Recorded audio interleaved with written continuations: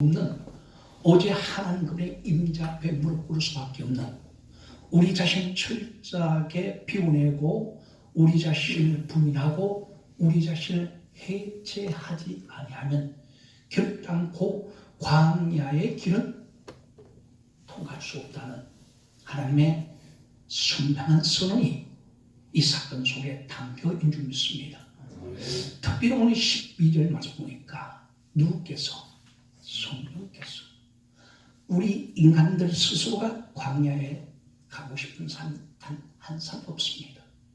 누가 죽을 수밖에 없는 그 광야, 혼돈과 공허와 흑암의 깊은 위에 있는 그 카오스들이 우리의 모든 하나님 질서, 창조주의 생명 질서를 무너져버렸고 항상 선악과의 질서 속에서 서로 비판하고 서로 정죄하고 서로 살인과 또하여 호세 4장 말씀처럼 서로 미움과 분쟁과 끊임없는 분열이 반복될 수밖에 없는 그 광야길을 우리 인간은 스스로 가고 싶은 사람이 하나도 없는 줄 믿습니다. 그러니까 광야로 보내신 주체가 누구란 겁니까? 성령이란 겁니다. 하나님이란 것이죠. 성령이 곧 예수를 어떤 예수입니까? 바로 11절 말씀 보니까 세례를 받고 올라오실 때 하늘이 갈라졌습니다. 하늘이 갈라졌다는 것은 이 원어적 개념으로 이 말씀이 접근은 바로 복수의 하나입니다. 성경 속에서 구약도 그렇고 신약의 모든 말씀에 대한 흐름에 대한 어떤 복음의 정확한 명제는요, 하늘들이란 이 둘째나 복수하늘이 반드시 존재하죠. 그리고 하늘, 즉 사도 바울은 이 하늘이 바로 보호자 하늘이다. 즉 하나님께서 계시는 바로 삼층천이다. 그래서 우리 오병이어의 기적이나 탕자의 사건을 보면 항상 하늘의 아버지께 감사하는 말씀이 있습니다.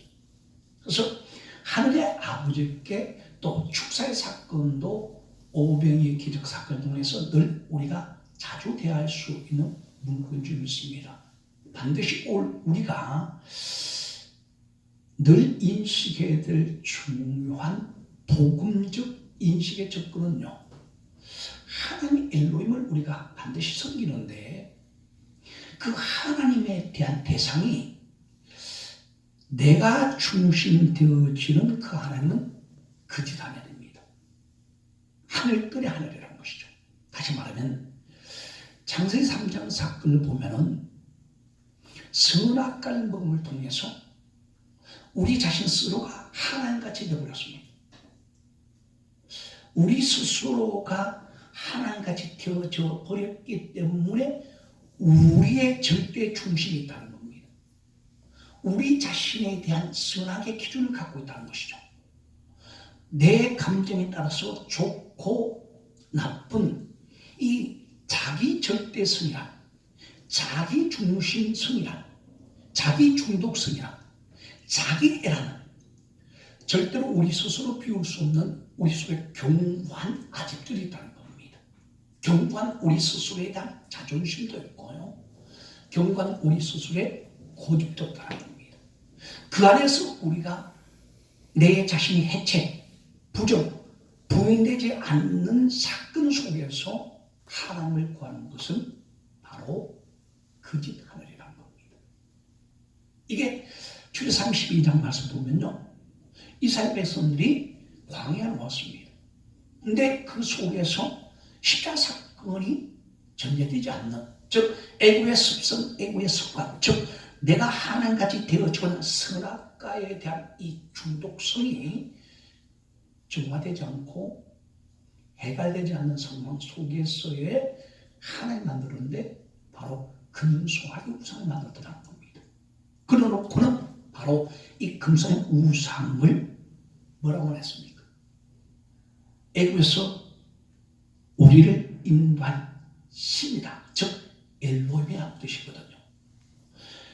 금수한 우상이가 고대 어떤 우리 인간 역사를 보면은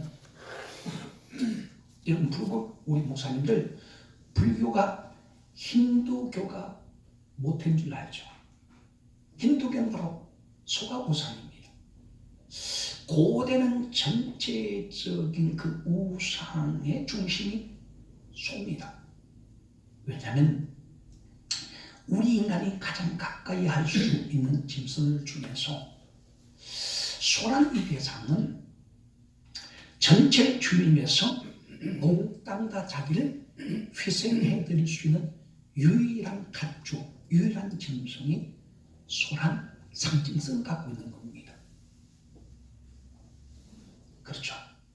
돼지도 있고 양도 있고 염소도 있고 개들도 있지만 그런데 개들이나 양이나 염소나 이런 가축들은 우리의 먹잇감으로서의 유익한 부분이 있겠지만 노동력은 제공하지 못합니다.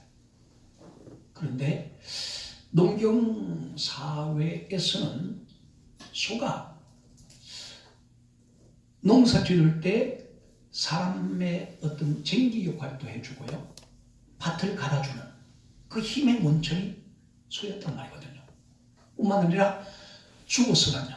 소고기 얼마나 우리 인간에게 도움이 됩니까? 소가죽은요. 소가죽으로 만들어진 구두요. 상당히 명품입니다. 뿐만 아닙니다. 뼈다귀는 어떻습니까? 그러니까 소란 이 대성은 주인에게, 인간에게 자기 전 존재를 다 유익하게 들어줄 수 있는 상징적인 동물이었다는 겁니다. 하나님을 우린 그렇게 인식하고 있을 수 있다는 겁니다. 내 자아가, 내 중심축이 무너지지 않는 상황 속에서의 하나님 믿는 우리의 기준 자체가 항상 내가 내 스스로 할 수 없는 노동력을 제공해 주는 그 하나님으로 우리는 그렇게 인식하는 나도 모르는 우리의 의식의 패턴이 있을 수 있다는 겁니다. 이걸 광야로 성령께서 철저하게 우리 중심, 우리 한계를 직면하게 함을 통해서 우리 자신을 깨뜨려 부수기 위한 그 광야의 영성이 필요했다는 겁니다. 광야하는 것은 에레미야 2장 6절 말씀에 정리하고 있는 것처럼요. 사람들은 다닐 수 없는 곳, 그리고 불변과 정갈과 그리고 끊임없는 바로 어둠과 사망의 끊임없는 그 기운이 잠재되어져 있는 곳. 창세기 1장 2절 말씀드리면 바로 그 땅인 광야는 바로 언제든지 혼돈할 수밖에 없고 공할 수밖에 없고 흑암의 깊은 위에 있을 수밖에 없는 그런 상태란 말이죠. 우리 인간 스스로의 방식과 우리 인간 스스로의 논리와 이성과 상식으로 도저히 광야는 살아내 버텨낼 수 있는 어떤 여지가 없는 곳이라는 겁니다. 그러니까 철저하게 우리로 하여금 하나님 그분께 집중하게 만드는 유일한 바로 하나님 그분의 공급된 에너지로 살아가는 유일한 공간이 광야라는 공간이라는 겁니다. 그러니까 성령 하나님께서 반드시 우리를 광야로 몰아내셔야 되는 거예요. 그러니까 몰아내신지란 이 말씀의 뜻은 바로 에크바로 나는 가기 싫은데 그냥 하나님께서 강제로 밀어냈다는 겁니다. 그래서 때로는 우리의 건강의 문제, 때로는 우리의 자녀의 문제, 사회 문제, 또한 가정의 모든 문제를 우리가 우리 인간의 방식으로 접근하면 하나님 그분의 승리에 대한 인식이 결핍되었으면요 원망이 나올 수밖에 없습니다. 불평이 나올 수밖에 없을 것입니다. 그러나 바로 이 사건 속에서 나를 광야로 몰아낼 수밖에 없는 하나님 그분의 승리적 수용이 우리 가슴을 열게 만든다면 반드시 이 우리 인생의 문제는 십자가 넘어 있는 부활이란 하나님 생명을 다시 회복하게 만드시고 다시 우리를 살리시는 하나님의 사랑이라는 겁니다. 그래서 11절 말씀이니까 이는 내 산 아들이요 내 기뻐하는 자라고 전제하시면서 광야로 몰아내신 거예요. 우리가 어떤 내 인간 스스로 할 수 없는 불치병, 우리 인간 스스로 해결할 수 없는 우리 인간의 한계를 만났을 때 정말 올무속의 복음이라는 이 실제를 만나려면 우리의 중심 속에서 피어나는 한 가지 고백인 줄 믿습니다.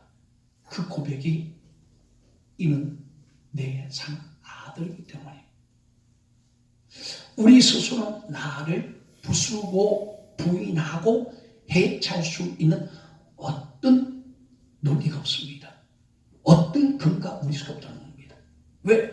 우리 속에는 선악과의 논리밖에 없습니다. 선악과의 논리라는 것은 내가 하나같이 되어져 있는 자란 말이죠. 그러니까 자 때문에 우리 입술은 하나님인데 결국은 우리 스스로의 영광을 취하는 것에 아주 익숙한 자란 사실을 우리는 늘 일상 속에서 만나게 된다는 겁니다. 입은 존경하는데 내 마음 본심은 끊임없이 하나님과 거리가 있는 우리 자신을 직면해 보는 겁니다.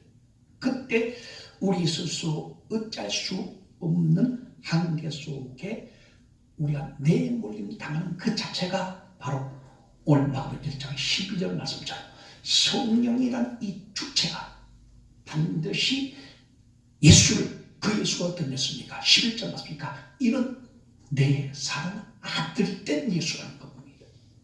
내 기뻐하는 자 예수라는 겁니다. 그분을 하나님께서 의도적으로 강제적으로 바로 광야로 몰아내십니다. 이 몰아내시는 이 뜻이요 마가복음에 대한 기준을 말씀드리면은 바로 귀신을 축사할 때 사용하는 단어란 말입니다. 그냥 던져버린 거예요. 나는 가기 싫은데 우리 인생에 어느 물고가 병들고 싶은 자가 누가 있겠습니까? 나에게 때로는 우리에게 병들 수밖에 없는 상황으로 몰아내시는 그분의 섭리가 있더라고요. 왜? 사랑하기 때문에. 왜? 기뻐하기 때문에. 다시 말하면 내 자신 속에 절대 중심인 나를 십자가로 세워서 하나님 그분의 형상으로 다시 한번 우리를 쓰시겠다는 겁니다. 왜? 저와 여러분들은 하나님의 영원한 생명을 소유하는 자들이니까.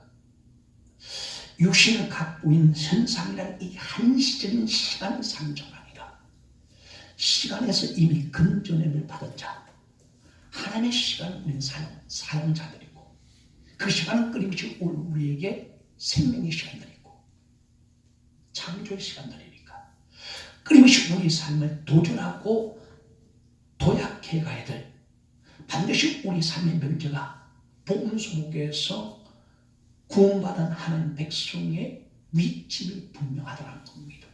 우리는 하나님의 영원한 생명을 소유한 영원한 삶을 사는 자들이니까 육신의 죽음이라는 것은 결단코 우리 인생의 어떤 마지막을 결론 지을 수 없는, 그러니까 죽음 넘어 있는 생명의 영원성을 하나님의 생명을 소유한 자이기 때문에 이 삶에 대한 지평을 우리의 시각으로 다시 한번 열어서 한시이고 유한적이고 제한적인 우리 육신의 삶을 뛰어넘는 하나님의 영광을 바라보게 만드시기 위한 그분의 작정이라고 저는 생각합니다. 그래서 갈라디아 5장 24절 말씀 보면은 그래서 예수의 사람들은 정과 욕심을 십자가에 못 박았다.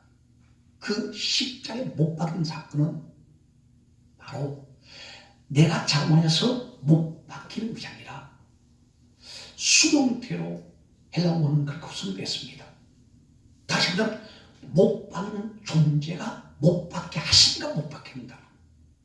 다시 말하면 광야로 나는 가기 싫은데 이 광야로 내몰린 몰아내신 사건이 마가복음 15장 34절 말씀은 바로 예수님께서 십자가에 못 박힌 사건 동일하게.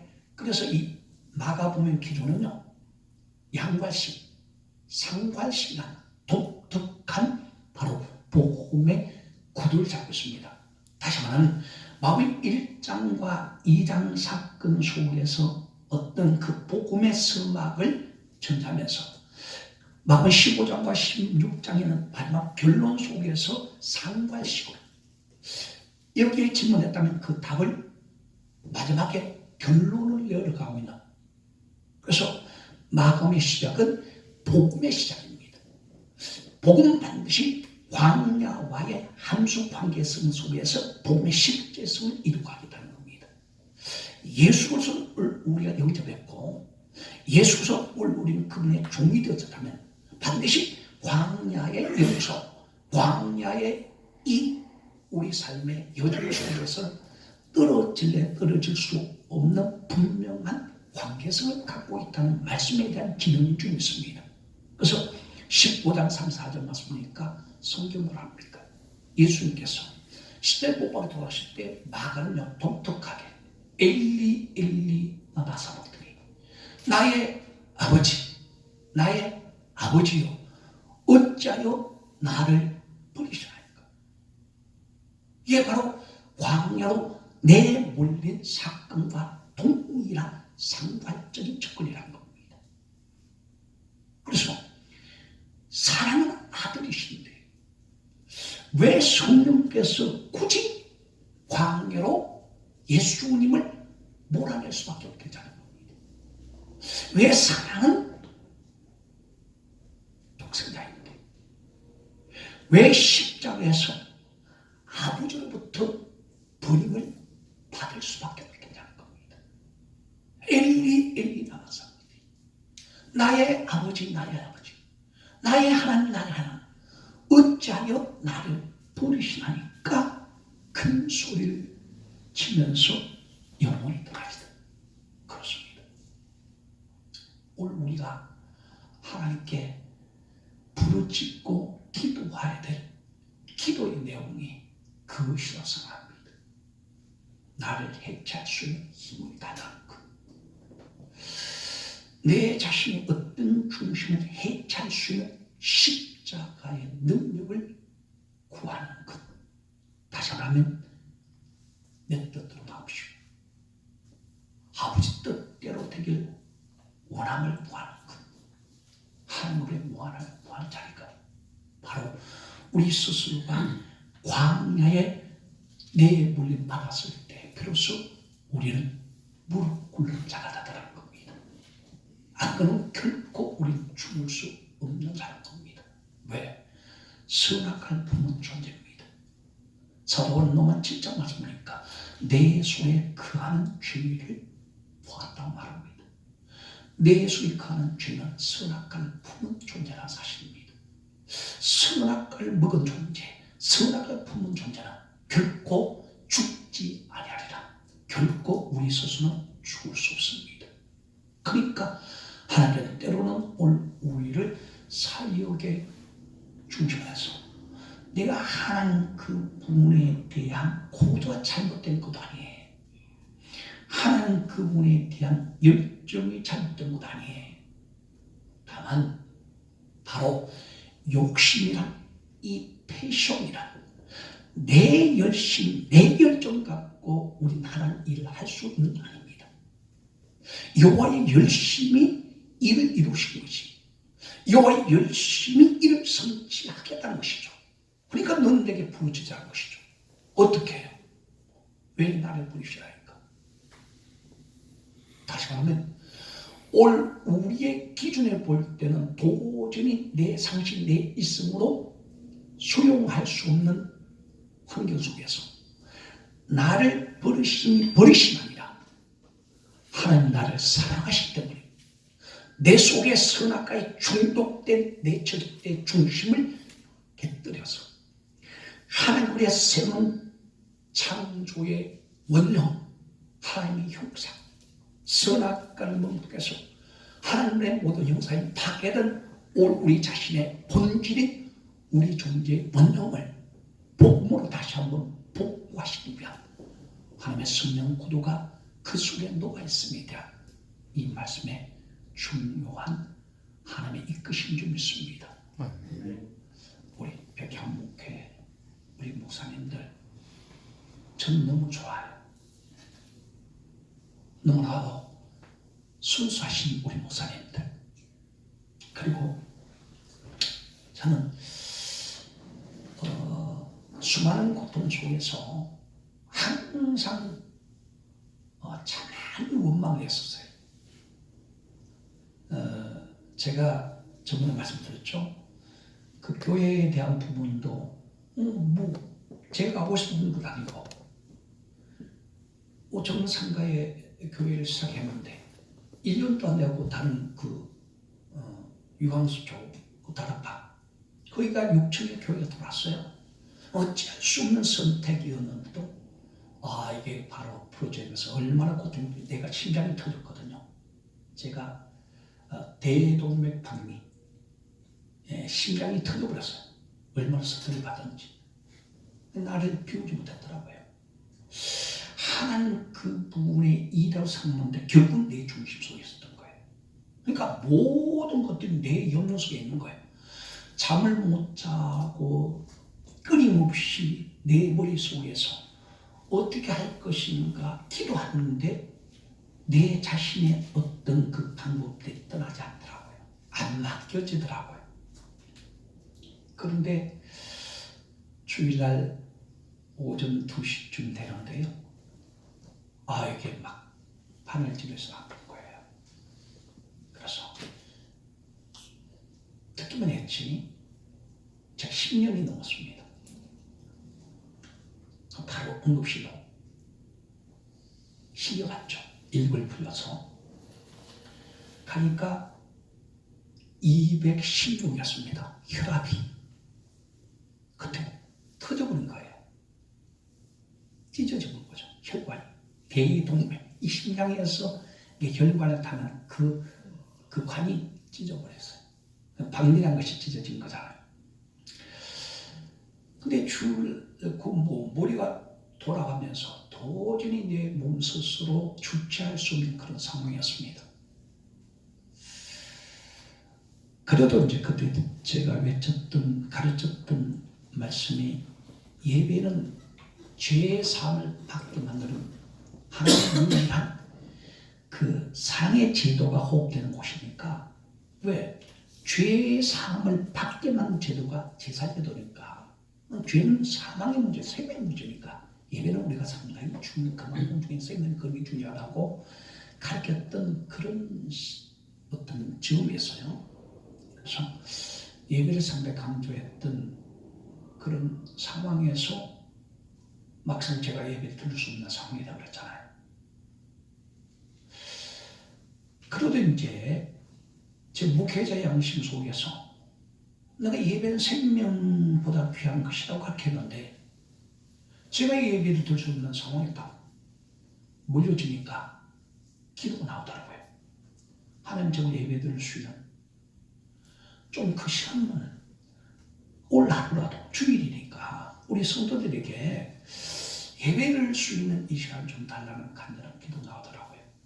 그래서 조금 몇 시간 이렇게 한 4시간, 5시간 정도 2시에 3살째 갔으니까 6시, 7시 정도니까 160 정도 이렇게 혈압이 안정된 것 같아요.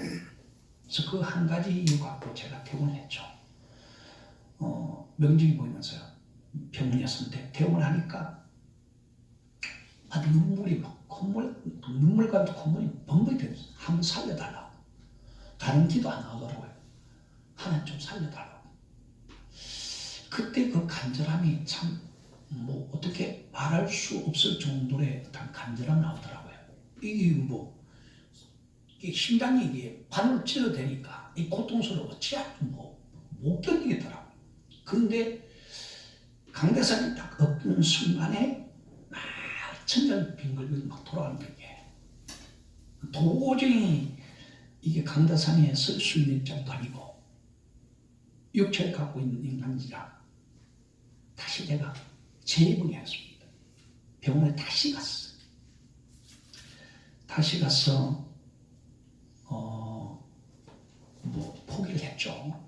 제 마음을 일단 포기하고 오늘 예배는 드릴 수 없겠다. 하나님 처사에 맡겨야겠다 생각하고 포기하고 있는데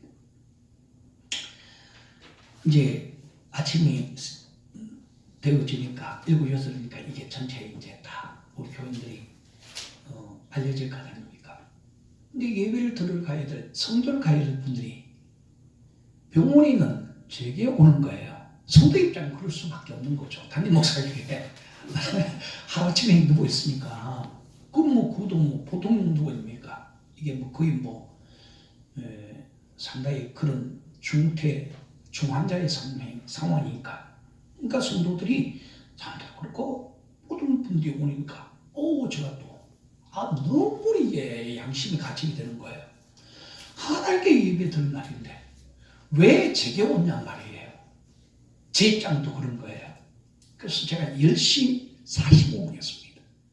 그래서 다시 한번 좋다 갑시다. 내가 예배를 다가 죽으면 순교하지 뭐. 이런 결단 주시니 감사해서요. 저는 다른 것보다도 그 결단을, 그 마음을 주시니 너무 감사해서.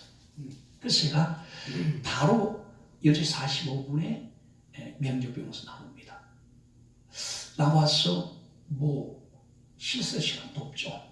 그대로 옷 입은 채로 11시에 예배를 드리면서 연인 통증이 있었어요. 마이크는 왼손 잡고 제가 오른손을 여기 심장에 손을 내면서 설교를 했습니다. 근데 제 설교가 좀 길어요. 여기서는 길게 안 하지만 우리 교회는 1시간 정도 하면 주일날도. 그러니까 그것도 참 감사해요. 돌이켜보니까 제 몸이 아프니까 제 생각이 들어갔더라면 예배는 어차피 드리니까 내 육체의 어떤 기준이 내 속에 섰더라면 하나님 치유를 안 했을 거예요. 그 생각을 뽑아내시고 여전히 평소와 동일하게 설교할 수 있는 마음을 주셔서요. 그래서 정확하게 35분에서 40분입니다. 설교한 지. 강단에 설교한 지 35분에서 40분에서 제가 느끼겠더라고요. 여기서 치료하시는 하나님 그분의 손길이 느껴지더라고요. 아주 늦게 역사되는 거예요. 하나님이 만지시구나. 저는 느끼겠어요. 예배를 다 마치고 우리 이제 장로님이 서울대학 계시니까 다 절차를 다 발라놨어요. 마치고 제가 바로 입원했는데 바로 중환자실에 들어갔습니다. 그러면서 그 의사 지금 또 계속 정기 검진을 받고 있거든요. 안덕이라는 교수인데 서울대 교수인데 아주 흉부외과에서는 권위자입니다. 그분이 이 환자 내일쯤 바로 급하게 수술해야 된다는 겁니다. 이게 이제 육신의 변명 그럴 수밖에 없는 거예요. 터졌으니까 피가 쓸 거 아닙니까? 그럼 장기에 피가 고이면 큰일 난다는 거예요. 그러니까 다른 어떤 합병증이 일어날 수밖에 없는 상황이 되어지니까 수술을 급하게 해야 된다고 말하는 거예요. 그래서 제가 정확하게 말씀드렸죠. 저 수술 안 합니다. 저 수술 안 합니다. 그러니까 이 의사분이 한참 어이없다는 식으로 저를 쳐다보더라고요. 그러면서 묻더라고요. 혹시 목사냐고 그러더라고요. 그렇다고. 목사님 같은 분이 가끔 있다고. 아주 이상한 사람 다 보겠다는 식으로 이제 어떤 의학적인 그런 그렇게 돼 있으니까 그분들 입장은 당연히 그럴 수밖에 없죠. 그러면서 이제 그 간호사한테 이 환자 요주 인물이다. 혈압을 철저히 체크해라.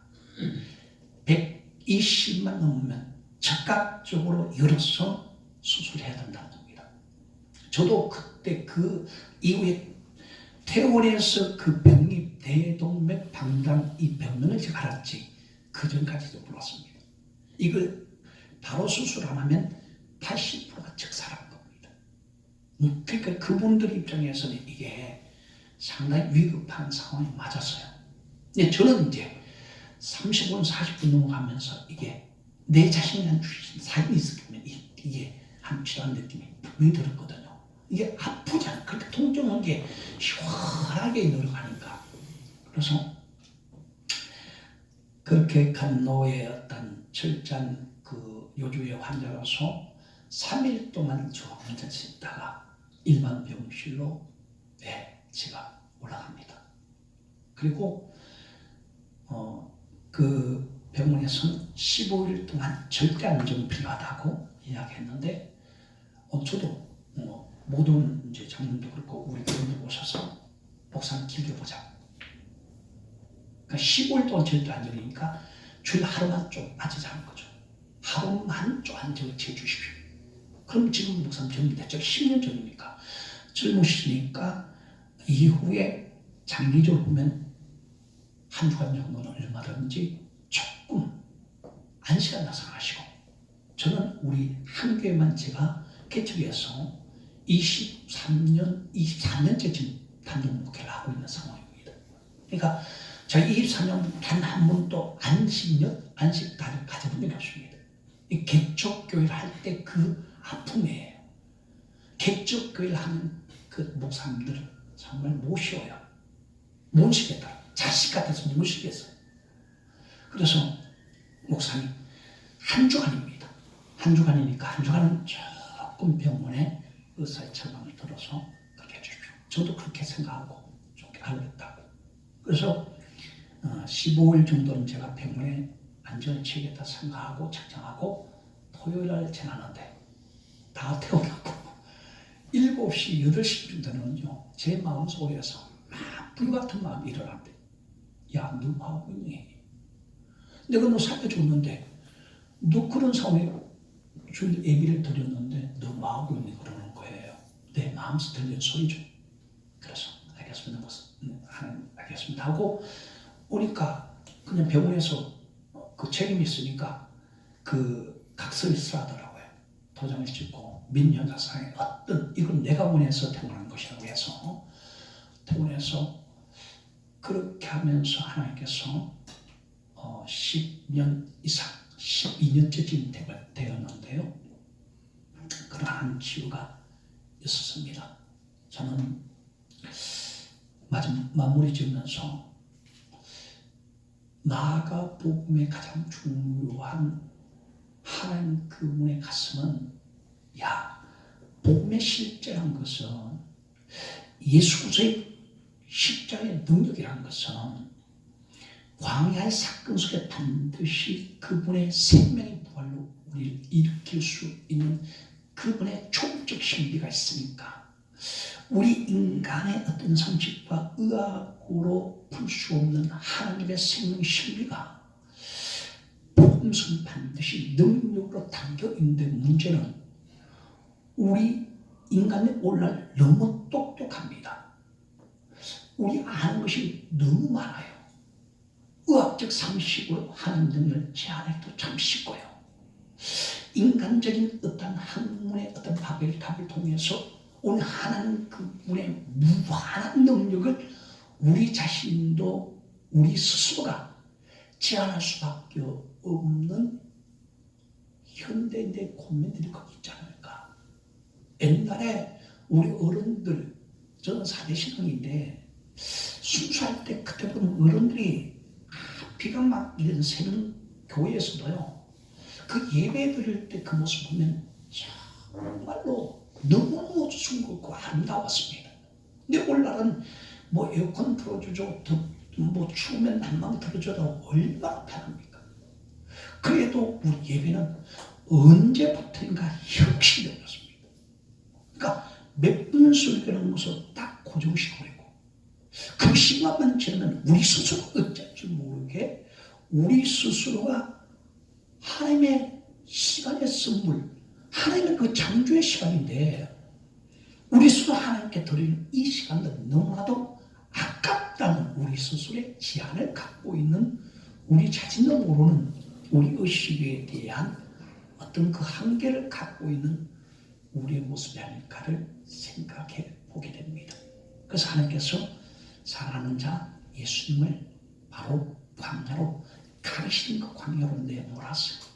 그 광야에서 우리의 모든 생활 조금 철저히 무효화시켜서 하나님 살아계심에 대한 하나님 그분의 능력을 우리에게 경험케 하심을 통해서 나는 죽고 예수로만 살아라는 그 신비한 은혜와 능력을 오늘 우리에게 공급해 주기 위한 하나님 사랑의 소중한 이끄심 속에서 우리 백양목회 우리 사랑하는 귀한 목사님들 사역 속에서 2019년도에 내가 도저히 예기치 않는 그런 현상에 일어나고 건강이 문제라든지 제가 한유사님, 박목사님 말씀을 들으면서 상당히 또 이런 사건 속에서 또 주실 은혜가 있었으면 좋겠다 하는 생각도 들어지고 나는 또 다른 우리 사회의 모든 문제들이 우리 스스로 해결할 수 없는 그런 광야 같은 상황 속에 내몰림 당했을 때 그것은 하나님께 나를 미워하시거나 버리시는 것이 아니라 현상은 잠깐 부르짖어도 그분은 침묵하셨습니다. 일리나 얼마나 부르짖었습니까? 그래도 하나님 잠깐 침묵하셨는데 그 침묵이 아니라 내 절대자를 피원해서 하나님의 생명을 다시 한번 우리에게 살리는 그 능력으로 다시 우리를 회복하기 위한 하나님의 축복의 성황줄 꼭 기다리시고 이 음성이 오늘 저의 가슴 속에 이렇게 전달되는 순환한 시간 꼭 될 수 있길 아버지 간절함으로 부탁을 드립니다. 존귀하신 아버지 하나님